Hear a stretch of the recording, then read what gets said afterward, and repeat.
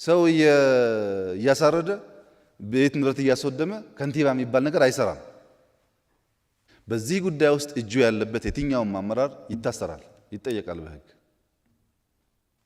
እና እኛ ላይ ብቻ ነው ወይ እስሩ እኛም ማዘዝ ስለምትችሉ ነው ወይ የሚል አከራካሪ ኢሹዎች ተነስተው ነበር በእኛ ውስጥ።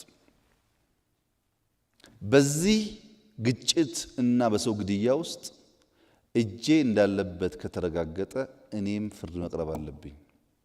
ይሄ ብቻ ኢትዮጵያን የሚያድነው እንጂ የኛን ኮብራ ሚነዳ የማይጠየቅ የሆነ ፓርቲ ማዕከላዊ ኮሚቴ ሆነ የማይጠየቅ ታዲያ ማን ይጠየቅ? ለአቶ አዳነ ያለኝ ጥያቄ የእርሶ ፓርቲ ሰላማዊ ከሆነ እዚህ ያላችሁ ታሰረብን ያላችሁ ሰዎች ፓርቲዎቻችሁ ሰላማዊ ከሆኑ ብልጽግና እንዳልኩት ሰላማዊ ከሆነ ማን ነው ሀገር እያተራመሰ ያለው? ታዲያ ሰይጣን ነው ከሰማይ ላይ ዱብ እያለ የወረደ ህዝቡ እያጋደለ ያለው? መቼስ ሐሳብ አይደለም፣ ሰው ታርዶ እያየን ነው። ሐሳብ አይደለም፣ ሀብት ወድሞ እያየን ነው። ይሄን የሚያደርገው ብልጽግና ውስጥ የተሰገሰገ ሌባና እናንተ ውስጥ የተሰገሰገ ሌባ ነው። ሁሉንም ካላጠራም በስተቀረ በእኛ ልክ የታሰረበት የለም። አሁን ከፓርቲ በቁጥር በእኛ ልክ የታሰረበት የለም። በዚህ ሁኔታ አንዳንድ ቦታ እኮ ዘሆል ካቢኔ ያሰርንባቸው ከተማዎችና ወረዳዎች አሉ። በቁጥር ከመጣ አብዛኛው የታሰረው የብልጽግና አመራር ነው፣ ቀጥሎ ፖሊስ ነው፣ ይቀጥላል። አሁን ብዙ ሌባ ያለበት መንግስት ነው። እጁ በደምም በገንዘብም የቆሸሸ ስብስብ ነው። የቆሸሸ ሰው ደግሞ ንጽህና የህሊና ንጽህና የለውም። ሲያጭበረብር ይውላል። እዚህ ሲመጣ ያመሰግናል፣ እዛ ሲሄድ ይከሳል። ይህን ማጥራትና የምንፈልገውን ስርዓት መፍጠር እንዲህ በዋዛ ባይታይ ጥሩ ነው። የምንገነባው ሀገር ነው። የምንገነባው የ110 ሚሊዮን ህዝብ ሀገር ነው። ሀገር ተብሎ እኮ 1 ሚሊዮን 2 ሚሊዮን ያላቸው ህዝቦች ይሰቃያሉ። የተቋም ግንባታውን በዚህ መንገድ ብናይ ሀብታም ሚኒስቴር ይገዛል፣ ሚኒስቴር አክቲቪስት ይገዛል ቢኮዝ ስለሚሸቅጥበት። አንድ ዩቲዩብ እና አንድ ሚኒስቴርና አንድ ሀብታም የፈለጉትን ያደርጋሉ ማለት ነው። አንድ ሰው የክልል ፕሬዝዳንት ከሆነ ክልል ነው ራሱ ሰውየው፣ ተቋም የለም። ሚኒስቴር ከሆነ ራሱ ሚኒስትሪውን በሙሉ በእጁ ያዘ ሰው ነው። ፖሊሲ ኢንዲቪጁዋል ዲሲሽን ኢንስቲትዩሽናል ፕሮሲጀር ካልያዘው ደግሞ ለግለሰቦችና ለግሩፖች ጥቅም መዋሉ አይቀርም። ኢትዮጵያ ማለት የትግሬ፣ የአማራ፣ የኦሮሞ ሀገር ማለት አይደለችም። በጣም ብዙ ህዝቦች ያሉባት ሀገር ናት። እንደው እኛ ሲሞቀን የሚሞቃት እኛ ሲበርደን የሚበርዳት እየመሰለን ትክክል አይደለም። ብዙ ህዝቦች አሉ፣ ዋጋ እየከፈሉ ድንበሯ የሚጠብቁ ህዝቦች። ይህን ታሳቢ ያደረገ ሁሉም ኢትዮጵያዊ ይኩራ የሚል ነገር አስፈላጊ ነው። በአንድ ጽንፈኛ ኦሮሞ በሙሉ እያሉ መፈረጅ፣ በአንድ ጽንፈኛ አማራ እያሉ አይጠቅመንም። ይሄ እንኳን በብሔር በቤተሰብም ጽንፈኛ ሞልቷል። ከልጆች መካከልም የሚያስቸግር አለ። በሱ ምክንያት ቤተሰብ አይወቀስም። እና ትልቁን ፒክቸር እያየን ካልሄድን እንደ ትናንሽ ነገር ባየን ቁጥር አገር የሚፈርስ እየመሰለን ከሰራን አደገኛ ስለሚሆን አርቱ ከዚህ አንጻር ስራውን ቢሰራ በተደጋጋሚ የትግራይ ህዝብና ቲፒኤልኤፍ አንድ አይደለም፣ ብልጽግናና የአማራ ህዝብ፣ ብልጽግናና የኦሮሞ ህዝብ አንድ አይደለም የምንልበት ምክንያት ሁሉን ነገር ፖለቲሳይዝ አድርጎ የመውሰድ ነገር ስትጠቃ ሮጠህ ትገባና እኔ ስትጠቃ ብሔር ተጠቃ ትላለህ። ጠቅላይ ሚኒስትር መለስ ታመው ከዚያም አልፈው እስኪቀበሩ በነበረበት ጊዜ ሀገር አልፈረሰም አልነበሩም። ለወራት እኮ እሳቸው አቶ ኃይለማርያም ደሳለኝ ለቅቅ ያለው ካሉ በኋላ 45 ቀን መንግስት አልነበረም፣ ሀገር አልፈረሰም። ኢትዮጵያን ያቆማት ኢህአዴግ አይደለም፣ መንግስት አይደለም። ኢትዮጵያን ያቆሙ በጣም ብዙ ሚስማሮች አሉ። በቀላሉ የሚፈርስ ሀገር አድርጋችሁ አትውሰዱት።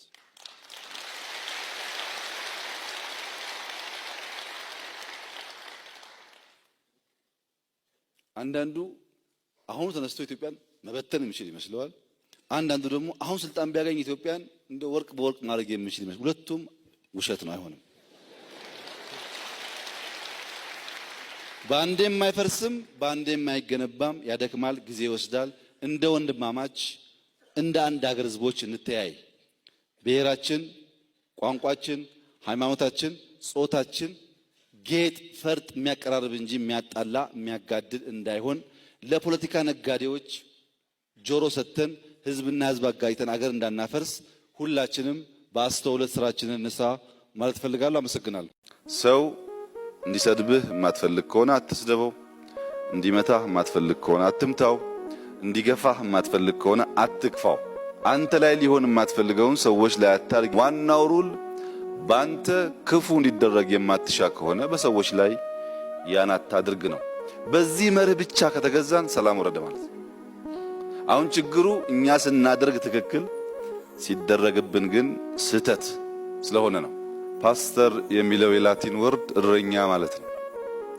እረኛ ማለት በጎቹ እንዳይበተኑ የሚሰበስብ፣ እንዳይበሉ የሚጠብቅ፣ ምግብ ወዳለበት የሚመራ፣ ሲመሽ የሚያስገባ ማለት ነው። መሪነት የዚህን ግማሽ ካደረገ በቂ ነው። እረኞቹ መጠበቅ ከቻለ፣ መመገብ ከቻለ፣ ሲጠማቸው ውሃ ካጠጣ፣ ሊጠቁ ሲሉ ጥቃት ከተከላከለ ከዚህ በላይ መሪነት የለም። ይሄን ማድረግ ስላልቻልን ነው የዓለም መሪዎች የምንሰቃየው።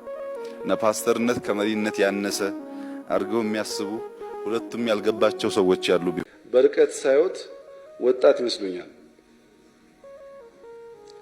እና ይሄ ሽግግር መንግስት ጉዳይ እርሶ ሳይወለዱ በንጉሱ ጊዜ ጀምሮ የነበረ ተረት ተረት ነው። እነዛ አንተ ሳትወለድ ሽግግር መንግስት ብሎ ያነሱ ሰዎች ዛሬም አሉ፣ ያነሳሉ። እነሱ ሽግግር መንግስት ይበሉ፣ እኛ ደግሞ ሀገር እናጽና። ችግር የለውም። ከግለሰቦች ጋር ትስስር እኮ የለውም። ይሄ አሁን ያለው መንግስት ቢነሳም ባይነሳም ኢንስቲትዩሽን ካለ ስርዓት ካለ ችግር የለውም። እነሱ ስርዓት ማፍረስ የተሰጣቸውን ተልዕኮ ማሳካታቸውን እንጂ ብታፈርስም እንዴት እንደሚያዳግቱት አያውቁትም እኮ። እነዚህ ሰዎች ብዙዎቹ አንድ ቀበሌ መጥተው አያውቁም። በነገራችን ላይ አንድ ቀበሌ ታሪካቸውን ብታይ አንድ ቀበሌ አንድ ኤጀንሲ መርተው አያውቁም። እንዴት ተቋም እንደሚመራ ግን ሊያስተምሩ ይፈልጋሉ። ማንም ኃይል በህዝብ ድምጽ በዲሞክራሲያዊ መንገድ የመጣውን መንግስት በኃይልና በወረቀት በዘፈን ጋጋታ ሊያፈርሰው አይችልም። አቅም የለውም። አይችልም። ፍርድ ሰጪው ህዝብ ነው። ካልሰራን ያባረናል። ተቀብለን ነው። ህዝብ ካልመረጠን አናጭበረብረን እንወጣለን። ህዝብ እንዲመርጠን ከፈለግን ደግሞ ተግተን መስራት ይኖርብናል።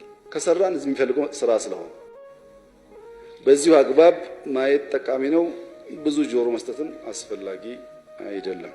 ፌስቡክ ላይ ደፋር ከሆንክ በስምህ ካልሆነም በሌላ ስም መጻፍ ከፈራህ ላይክ ሼር እያደረግ የዚህን ፖለቲካል ማርኬት ፕሌስ ብልሽት ታፋጥናለህ። የሆነ ሰው ፎቅ ስለሰራ የሆነ ሰው መኪና ስለገዛ ኢትዮጵያ አትበለጽግም።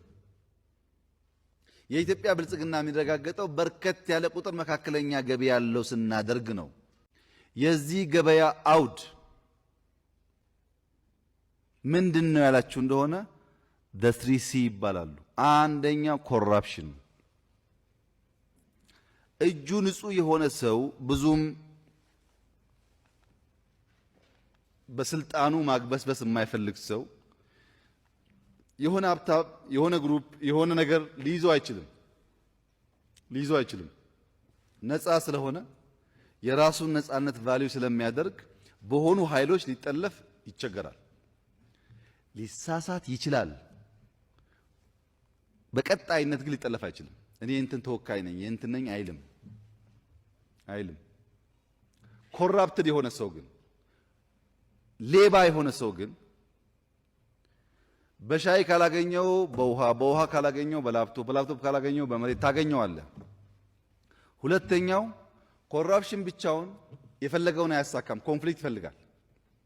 ከሰረቀ በኋላ ወይም በግለሰብ ኮንፍሊክት ይፈልጋል። በግለሰብ ደረጃ ስድድብ፣ ጭቅጭቅ ምናምን ይፈልጋል። ወይም በአማጺ ምናምን አፈነ፣ ገደለ፣ መኪና አቃጠለ ይፈልጋል። ያ ከሌለ እንትን ነው እሳት ሆኖ የማይቀጣጠል ማለት ነው። ያ ገንዘብ አመጣጡም አመጻ ነው፣ የሚውለውም ለክፉ ተግባር ነው። እየሄደ ያቀጣጥላል።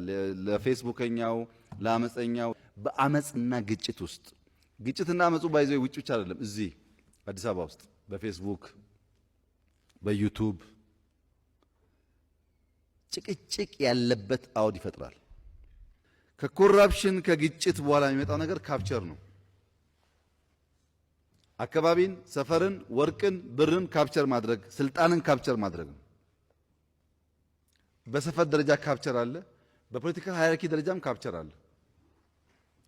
ስለዚህ ኮራፕሽን ይጀምራል፣ ግጭት ያመጣል፣ ከዛ በኋላ ስልጣን ይበትናል፣ ናሽናል ኢንተረስት ይበትናል፣ ሀገራዊ ህልምና ፍላጎት ይበትናል፣ ሃይራርኪን ያጠፋል፣ ኢንስቲትዩሽን ያፈርሳል። ቀስ ቀስ እያልን የምንሰራው ጉዳይ በጊዜ ሂደት ውስጥ ተቋም የሚያፈርስ ከሆነ ተቋም እያፈረሰ የሚሄድ ከሆነ ሀገር ልንገነባ አንችልም። ኔሽን ቢልዲንግ አደገኛ አደጋ ውስጥ ይገባል። በእኛ ሁኔታ ውስጥ የፖለቲካ ገበያ አዝማሚያው ምን ይመስላል ያላችሁ እንደሆነ አንደኛው ደርሶ አክራሪነት ነው። ኦሮሞ ትናንት የተፈጠረ ይመስል ኦሮሞ ተፈጥሮ ኦሮሞ ውስጥ ኖሮ ኦሮሞ ውስጥ አድርጎ ለኦሮሞ ታገልኩ ሲል ቆይቶ አሁን የኦሮሞ ብቸኛ ጠበቃ መሆን ይፈልጋል። ብቸኛ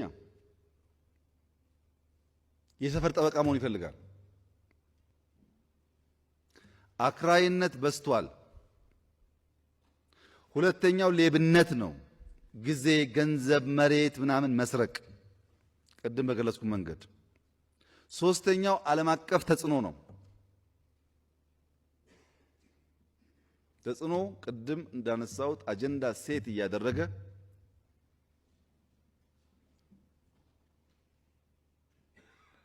በውስጣችን ሰላምና ህብረት እንዳይኖር ይሰራል።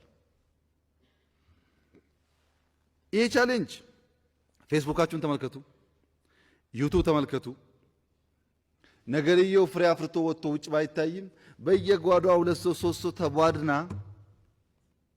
ይሄ ነገር እዛ ነገር እዚህ ነገር ማለቷን ከዛም ካለፈ ፌስቡክ ላይ ደፋር ከሆንክ በስምህ ካልሆነም በሌላ ስም መጻፍ ከፈራህ ላይክ ሼር እያደረክ የዚህን ፖለቲካል ማርኬት ፕሌስ ብልሽት ታፋጥናለህ።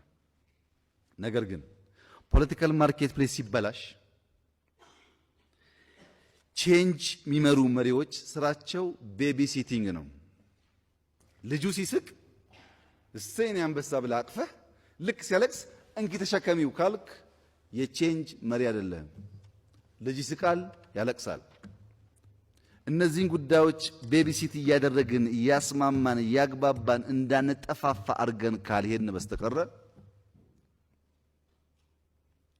ትራንዚሽኑ አደጋ ውስጥ ይገባል። ሚናችን ማወቅ አለብን። በቃ ያንተ ሚና አንድ ቀን አማራ ያለቅሳል፣ አንድ ቀን ኦሮሞ፣ አንድ ቀን ትግሬ፣ አንድ ቀን ወላይታ፣ አንድ ቀን ጉራጌ። ይሄን እያስማማ ኢትዮጵያዊነት እንዳይፈርስ አድርገህ ብልጽግና እንዲመጣና ሰዎች በሐሳብ ልዕልና እንዲቆሙ ማድረግ መቻል አለብኝ። የዚህ ዘመን መሪ ነኝ ብለህ ማሰብ ነው። ሮጠህ ወደ ራስ ሸለቆ ከገባ ተበላሸ ነገሩ። ፖለቲካል ማርኬት ፕሌሱ ከጋብቻ ከአምቻ ከኢንስቲቱሽናል ውቅር ውጭ ወጥቶ በሰፕላይና ዲማንድ ላይ ቤዝ አድርጎ እየተሸቀጠ አጠቃላይ ጉዟችን አደጋ ውስጥ እያስገባ መሆኑ መገንዘብ ብቻውን በቂ አይደለም። የዚህ ፖለቲካ ገበያ አደጋ ምንድነው? ምንድነው የሚያስከትልብን ብሎ ማወቅ አስፈላጊ ነው። አደጋው የለውጥ ንጥቂያ ነው። ቼንጅ ነው የሚሻማው። ለውጥ ንጥቂያ ማለት የምታረጋቸውን ማንኛውም የሪፎርም እሳቢዎችና ድርጊቶች ከግል ጉዳይ ጋር ማያያዝ፣ ድል ሲሆን መንጠቅ፣ ጥፋት ሲሆን መስጠት ነው። አንደኛው ብልጽግናን በሀብት ቅርመታ መተካት ነው። የሆነ ሰው ፎቅ ስለሰራ የሆነ ሰው መኪና ስለገዛ ኢትዮጵያ አትበለጽግም።